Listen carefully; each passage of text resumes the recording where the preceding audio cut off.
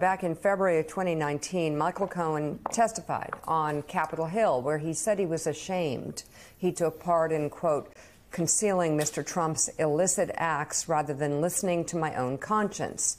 He also went toe-to-toe with Republicans, including GOP Congressman Jim Jordan of Ohio, for what Cohen said was a mischaracterization of his guilty plea back in 2018 to federal campaign finance violations and other charges. Take a listen. We just had a 5-minute debate where Mr. Cohen disputes what the Southern District of New York found, what the judge found, that he was actually guilty of committing bank fraud. If this statement back here doesn't say it all, Cohen's consciousness of wrongdoing is fleeting. His remorse is minimal. His instinct is to blame others. Is strong. There's only one wrong with that statement. His remorse is non-existent.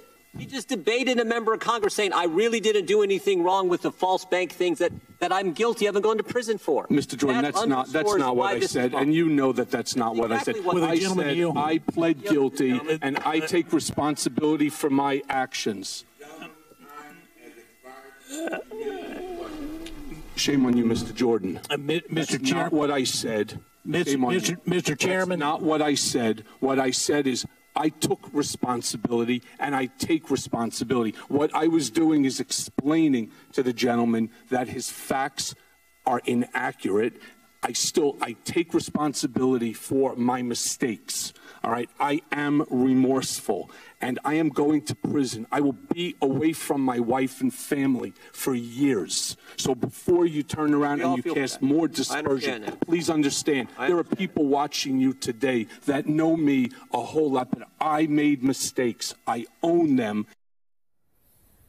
So over his shoulder, you see that gentleman right there, Lanny Davis. Let's bring in legal advisor to Michael Cohen, Lanny Davis. Thanks for coming on. What can we deduce from the Michael Cohen that we saw in that clip, and potentially the Michael Cohen who will take the stand today? Well, I talked to Michael last night, almost every night, and good to see Joe Scarborough.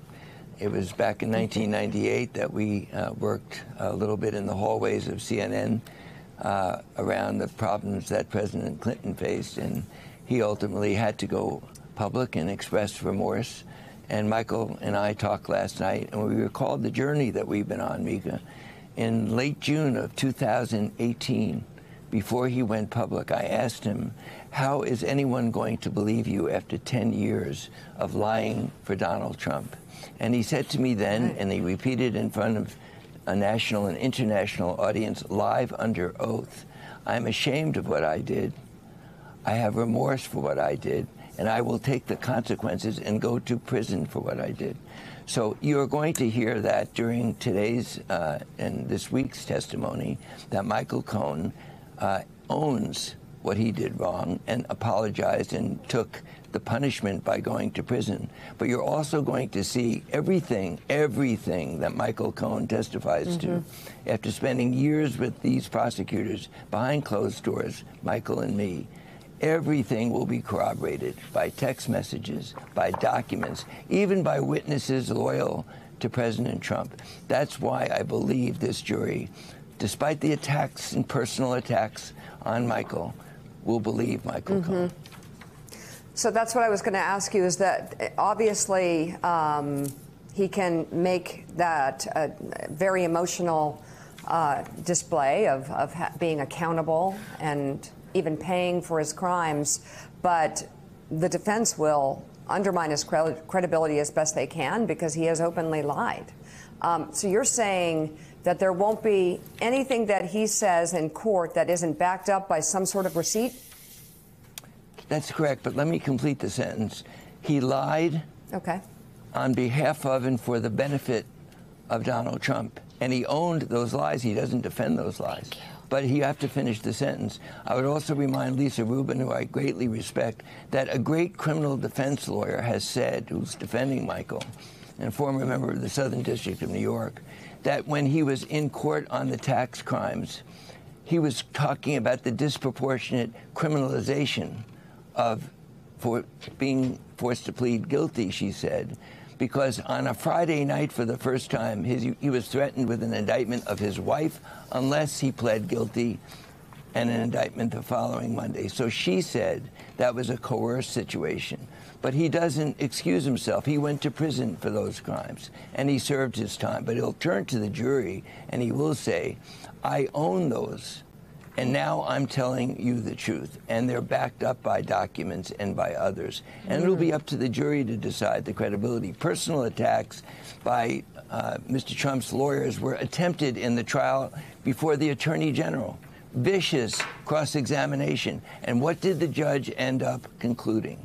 He found Michael Cohen credible. I think that will be the case for this jury. Lanny, I have a question for you, which is at that last trial that you were just talking about when Michael Cohen testified at the civil fraud trial, one of the ways that Trump's people exploited what they thought were inconsistencies in his testimony was to call attention to the word directed. They said that Michael Cohen first testified that Trump asked him to do things, and then in the second day, he clarified that he was never personally directed to do something. That strikes me as a situation where wording really matters here. How do you think Michael Cohen is going to deal with that today? He's already said at his plea allocution that President Trump directed him to be involved with the Stormy Daniels and Karen McDougal payments. Should we expect to hear the same today? Yes, Lisa, but you'll also remember that the federal prosecutors working for Donald Trump's Justice Department filed a public document on December 7th, 2018. People forget this. The Southern District prosecutors said that the hush money was paid under the direction and coordination of individual one, which was Donald Trump. So I cite the same facts with the ample FBI search-supported investigation where Southern District of New York prosecutors found as a fact, on the same facts, that Michael Cohen was directed and the coordination by Donald Trump. Now, whether this jury reaches the same conclusion as the federal prosecutors working for Donald Trump's Justice Department is up to the jury to decide. But don't forget that document, Lisa. You should read it.